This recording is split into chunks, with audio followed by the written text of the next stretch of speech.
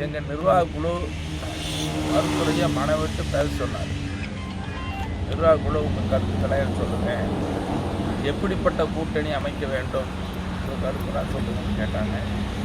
எங்கள் நிர்வாக குழு உறுப்பினர்கள் முக்கியமான நிர்வாகிகள் எல்லாருமே கூட்டணி எப்படி அமையணும், எந்த கட்சி கூட கூட்டணி அமையணும், எப்படிப்பட்ட கூட்டணியாக இருக்கணும், எத்தனை தொகுதிகள் அப்படிங்கிறத பற்றிலாம் ரொம்ப அலசி ஆராய்ச்சி பேசியாச்சு. அதனால் மனவிட்டு பேசி இந்த நிர்வாக குழு எடுத்து சொல்லியிருக்கிறவாறு எங்கள் மருத்துவ நல்ல முறையில் நமக்கு விரைவில் அறிவிப்பாங்க.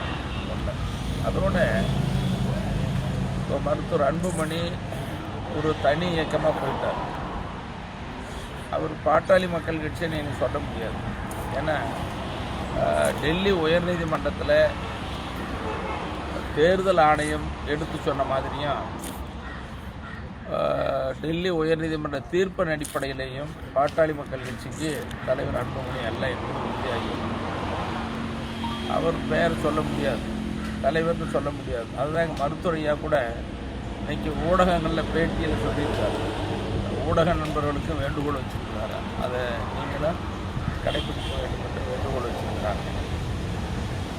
அதோட இன்னைக்கு இந்த முடிவுக்கு பிறகு, டெல்லி உயர்நீதிமன்ற தீர்ப்புக்கு பிறகு நீங்கள் சிவில் நீதிமன்றத்தை அணுகலான்னு நீதிமன்றம் சொல்லிடுச்சு. அதுக்கு பிறகு எங்கள் கட்சியுடைய நிர்வாக குழு கூடி மருத்துவரை அவர்களை தலைவராக தேர்ந்தெடுத்தாங்க. அப்புறம் சேலத்தில் நடந்த செயற்குழுவும் பொதுக்குழுவிலையும் மருத்துவரை அவர்களை தலைவராக தேர்ந்தெடுத்தாங்க. அதனால் நிறுவனருக்கு எல்லா அதிகாரமும் இருக்குது.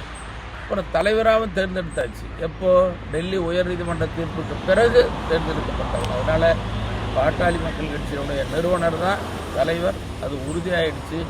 இனி எந்த கட்சி கூட்டணி பேசுனாலும் மருத்துவரையாவோட தான் பேசணும், அதுதான் செல்ல தகுந்ததாக இருக்கும்.